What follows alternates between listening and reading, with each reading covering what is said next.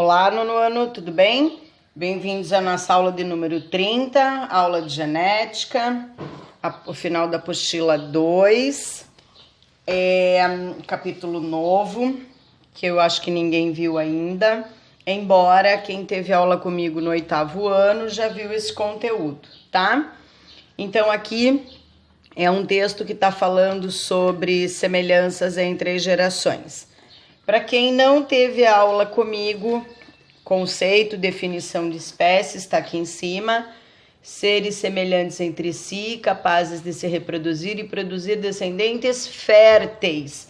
Esta é a palavra-chave, porque o que acontece? O que nós temos para identificação de mesma espécie? Quando um cavalo cruza com uma égua, eles geram um filhote capaz de ter outros filhotes. Então, o cavalo e a égua são da mesma espécie. Quando a égua cruza com o burro, eles também geram um descendente, o jumento. Só que como é que a gente sabe que a égua e o burro são de espécies diferentes? Porque o jumento é estéril, o jumento não pode ter filho. Então, a gente sabe que aqui são espécies diferentes, tá? Então, partindo desse princípio, daí responde para mim aqui, vamos corrigir na próxima aula, como sempre, uma aula, capítulo, uma parte do capítulo, um conteúdo e depois, na sequência, a sua correção. A introdução do assunto são as características hereditárias, então, a passagem de característica de um ser para o outro, né? Então, a formação do ser vivo se inicia com a união das células reprodutoras. Aí eu fiz um outro esquema tático aqui, que quem já teve aula comigo no 8º ano tem isso. Então, como funciona? As células reprodutoras, feminina e masculina, dos seres humanos, são chamadas de gametas, células reprodutoras. Dos humanos, a feminina é chamada de óvulo, e a masculina é chamada de espermatozoide. Quando o óvulo encontra com o espermatozoide, a gente chama de fecundação. Então, depois que acontece a fecundação, a fecundação gera uma nova célula chamada zigoto. O zigoto, então, que é a célula filha, começa a fazer várias divisões celulares numa progressão geométrica. Uma gera duas, duas geram quatro, quatro geram oito, oito geram 16, 16, 32, 32, 64 e para aqui, fazendo essa divisão aqui. Quando formar essa estrutura de 64 células que parou, ela se transforma numa estrutura chamada blástula. A blástula, por sua vez, vai se especializar e vai se transformar em gástrula, que vai apresentar a característica de 3 tecidos: a ectoderme, tecido de fora, a mesoderme, tecido do meio, e a endoderme, tecido do meio, de dentro. A ectoderme vai criar pele, cabelo, pelos e anexos. A mesoderme vai criar os órgãos e a endoderme vai criar ossos, cérebro, sistema nervoso. Então, depois da estrutura gástrula é que começa o feto daquela estrutura que todo mundo conhece. Então, essa sequência de divisões é que faz a produção de um novo ser vivo, tá? As características dos seres vivos, eles são transmitidos através de uma estrutura chamada DNA. Quem estuda tudo isso é a genética. Bom, o material genético. Existem 2 tipos de material genético. Existe o tipo DNA e o tipo RNA. Qual a diferença? O DNA está relacionado com as características hereditárias, que são passadas de pais para filho.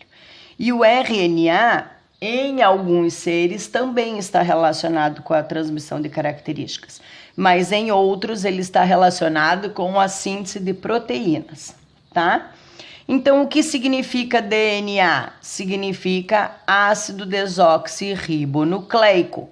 É uma molécula de açúcar.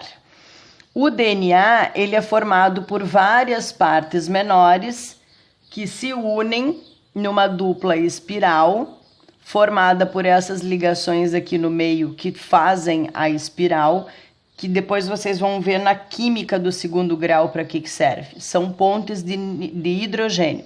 Essa história aqui de nucleotídeos também vai ficar para o segundo grau, para o ensino médio, tá?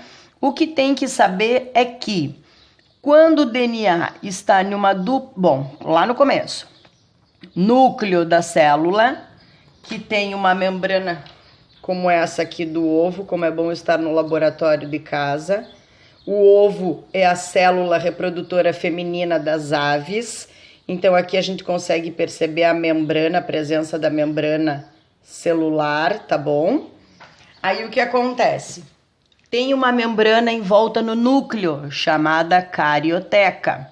Dentro da carioteca existe a cromatina. A cromatina é o DNA enrolado, como se fosse um novelo de lã. Tem 2 metros de comprimento, tá? Aí o que acontece? Quando você desenrola esse DNA, essa cromatina, você chega a essa estrutura aqui, que se chama cromossomo. Um cromossomo é formado por 2 fitas de DNA. As fitas de DNA têm essas coresinhas aqui, ó, que são as bases nitrogenadas. As bases nitrogenadas, elas se ligam entre si sempre, cola de prova, sempre adenina com timina e guanina com citosina, sempre. A cada 3 bases nitrogenadas, eu tenho um gene, que é a mesma coisa que um aminoácido. A cada 3 aminoácidos, eu tenho uma proteína. Então, através dessas cores aqui, essas cores variam de ser para ser, a sequência dessas cores. As cores são iguais para todo mundo. Só que a sequência com que essas cores aparecem ao longo da cadeia de DNA é que torna cada ser único e específico. Aí o que acontece? O DNA, então, ele está interligado, os 2 DNAs estão ligados por bases, por pontes de hidrogênio, tá? Uma fita só, então quando você olha no microscópio e vê 2 fitas, você já sabe que é DNA. Quando você vê uma fita só, você já sabe que é um RNA. Ah, mas às vezes o DNA pode estar separado para duplicar. Sim, e daí só vai ter uma fita também. Sim. E como é que eu sei a diferença do DNA para o RNA? A base nitrogenada uracila. Então, o que acontece? Toda vez que eu tiver um DNA, eu tenho a adenina ligada à timina, a citosina ligada à guanina. Quando for o RNA, no lugar da timina, vai ter uma uracila. Então, essa sequência de bases é que você sabe a diferença, tá? Aqui, ó, tem uma atividade para ser feita super importante, que é esse origami aqui, essas dobraduras de papel que vão formar a fita DNA espiralizada. Eu, se eu fosse vocês, guardava para sempre essa atividade, tá? Que eu vou montar e corrigir na aula que vem. E para encerrar a nossa aula de hoje, aqui tem uma outra atividade prática, quem quiser faz em casa. Dá para fazer da cebola, do morango, do abacaxi e da banana, tá? Que são frutas moles e fáceis de extrair. O que você vai fazer? Tomem cuidado, porque aqui tem uma reação química que você tem que fazer um resfriamento rápido. Se faz um resfriamento rápido, é ou porque houve o aquecimento, ou porque você vai misturar produtos químicos que façam gelo rápido. Então, cuidado quando forem fazer, se forem fazer. Qual é a conclusão dessa experiência aqui?